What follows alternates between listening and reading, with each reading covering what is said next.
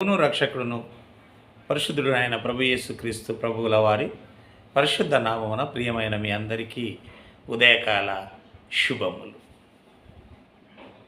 పొదువుగా ఉన్న ఎడల అతడు దేవుణ్ణి అడగవలెను, అప్పుడది అతనికి అనుగ్రహింపబడును. మీలో ఎవరికైనాను జ్ఞానము కొదువగా ఉన్న ఎడల దేవుణ్ణి అడగవలను, అప్పుడు అది అతనికి అనుగ్రహింపబడును. అవును, యాకోబు గారు రాస్తున్నారు తన పత్రికలో. ఒకవేళ మీలో ఎవరికైనాను జ్ఞానము కొదువగా ఉందా, అప్పుడు మీరేం చేయాలి? దేవుణ్ణి అడగవాలని. దేవుడు మహాజ్ఞాని, ఆయననే జ్ఞానం ఇచ్చేవాడు.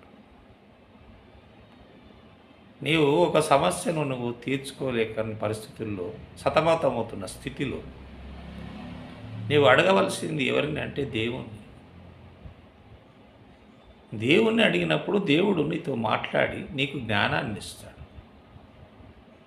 ఆ జ్ఞానం ఏం చేస్తుందంటే నీ సమస్యలను పరిష్కరించేదిగా ఉంటుంది. అందుకే మరి యాకోబు గారు మాట్లాడారు, మీలో జ్ఞానము కొద్దిగా ఉన్నాడు, ఎలా దేవుణ్ణి అడగవలను, అప్పుడు అది మీకు అనుగ్రహింపబడును.